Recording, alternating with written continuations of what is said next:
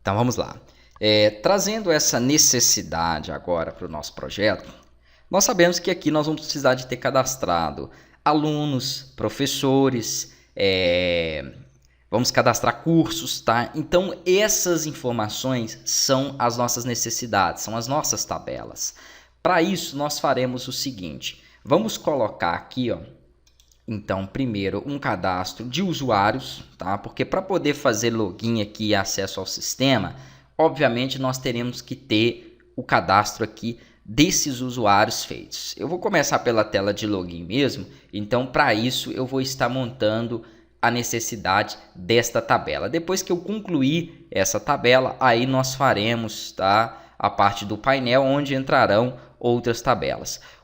Como que é formada uma tabela? Ela vai ter, obviamente, colunas e linhas para que nós possamos trabalhar esses determinados valores. Eu vou abrir aqui uma nova guia, esse da imobiliária, para poder explicar para vocês e mostrar uma coisa aqui, ó.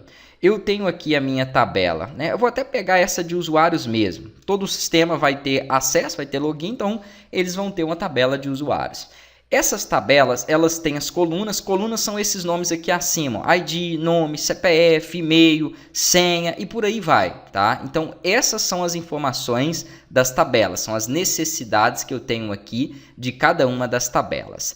E aqui, ó, são as linhas, ou seja, são os dados que foram cadastrados e registrados naquela tabela. Tá? Sempre eu vou estar utilizando aqui dentro do sistema dados fictícios, ok? Nomes fictícios, e-mail fictício, CPF fictício, para não ter nenhum tipo de problema aqui, não ter que ficar escondendo essas informações.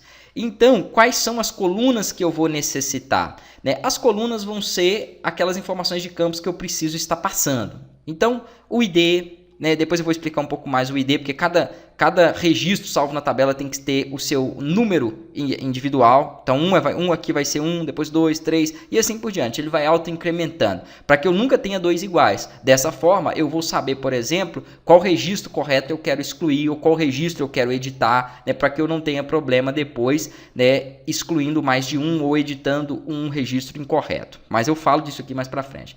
Então, eu vou utilizar basicamente essa mesma informação que vocês estão vendo aqui, ó, tá? O ID, o nome, o CPF, o e-mail, a senha dele, né? Que vai ter uma criptografia, a senha sem criptografia, a criptografia é para nós podermos fazer a autenticação no sistema, o nível de acesso desse usuário, uma foto, aqui eu devo ter até mais campos, ó, ID funcionário e se ele é um usuário ativo ou não.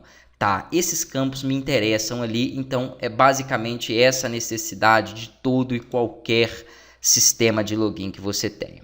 Para isso, então, aqui eu tenho 10 campos. Eu vou colocar aqui, ó, 10 campos na minha tabela.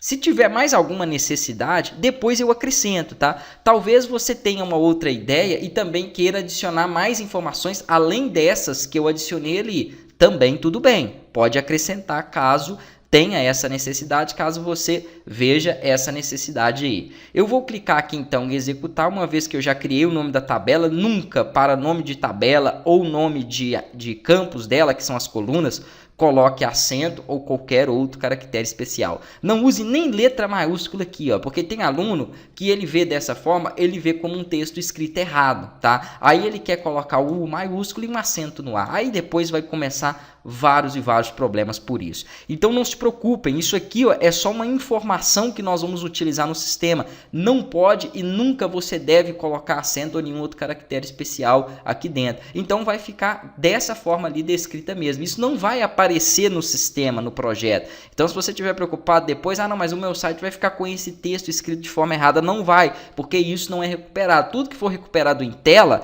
vai estar com a ortografia e a grafia, né, perfeitamente escrita. Então não precisa preocupar quanto a isso, tá? A mesma coisa esses campos que estão aqui, ó. Na verdade isso aqui nunca pode ser nem exibido no sistema, tá? Isso aí eu vou falar mais para frente.